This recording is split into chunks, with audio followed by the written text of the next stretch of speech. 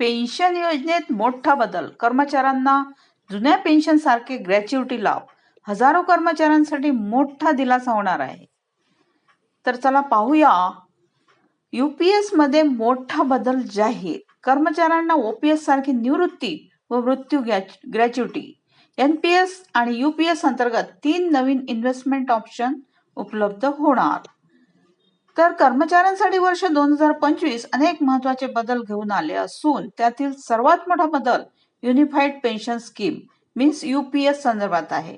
उपस्थित मध्ये असलेल्या सर्व कर्मचाऱ्यांना आता ओल्ड पेन्शन स्कीम प्रमाणेच निवृत्ती आणि मृत्यू ग्रॅच्युइटीचा लाभ मिळणार. हा निर्णय हजारो कर्मचाऱ्यांसाठी मोठा दिलासादायक होणार आहे.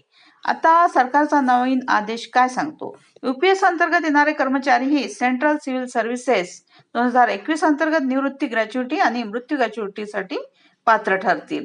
आता सेवेदरम्यान एखाद्या कर्मचाऱ्याचा मृत्यू झाल्यास त्याच्या कुटुंबाला OPS प्रमाणेच लाभ दिला जाईल.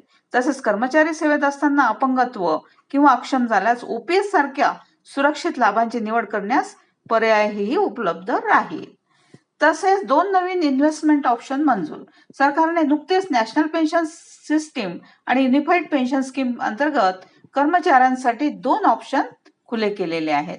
केंद्र सरकारच्या कर्मचाऱ्यांना आता विविध इन्व्हेस्टमेंट ऑप्शन मधून निवड करता येणार आहे. डिफॉल्ट पर्याय हा PFRDA द्वारा नियत केलेल्या इन्व्हेस्टमेंटवर आधारित असेल. दुसरा पर्याय स्कीम जी असून यात गुंतवणूक पूर्णपणे गव्हर्नमेंट सिक्युरिटीज मध्ये केली जाते.